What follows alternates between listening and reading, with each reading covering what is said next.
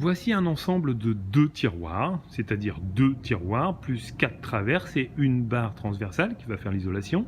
Ces 2 tiroirs viennent sur une table telle que celle-ci, une SCR 130, viennent à la place d'une porte. Pour cela, il suffit d'enlever la porte par le biais des charnières, donc 2 vis en haut et 2 vis en bas. Vous avez la porte qui se décroche, puis retirer les glissières à droite comme à gauche, de façon à libérer l'espace et à pouvoir utiliser le trou des montants, de chaque montant, afin d'insérer les barres transversales pour les tiroirs.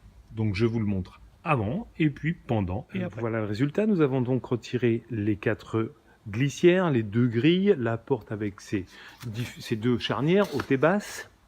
Et puis nous avons l'espace intérieur qui est maintenant libéré pour avoir pu positionner les 2 rails du bas et mettre les 2 rails du haut.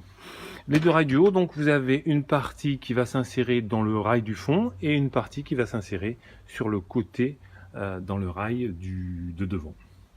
Donc il faut bien cibler le rail du fond, l'ouverture, et le positionner dans le rail du devant.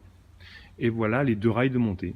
Il suffira de mettre les traverses et voilà le montage du séparateur intermédiaire qui est fait, avec 2 vis à droite et à gauche, sur lesquels on va venir sur ce rail monter un séparateur, un couvre-vis plutôt, en mettant d'abord la partie basse en premier, puis après en poussant.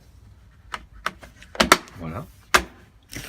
On va faire pareil pour le bas, on pousse bien au fond pour que ça rentre bien, et puis après il n'y a plus qu'à mettre les tiroirs. Voilà le séparateur qui est mis, avec ces 2 couvre-vis, muni de, comment il s'appelle, d'aimants dedans, et la porte, le tiroir qui a été monté. Il suffit d'insérer le tiroir un peu comme un tiroir Ikea. On rentre dans les charnières, un peu en bas ou un peu au-dessus, et puis ça permet de glisser tout. Voilà, c'est fait. Pour finaliser, voici l'aspect final de 2 tiroirs, une porte, et puis le groupe sur une SCR 130 G2.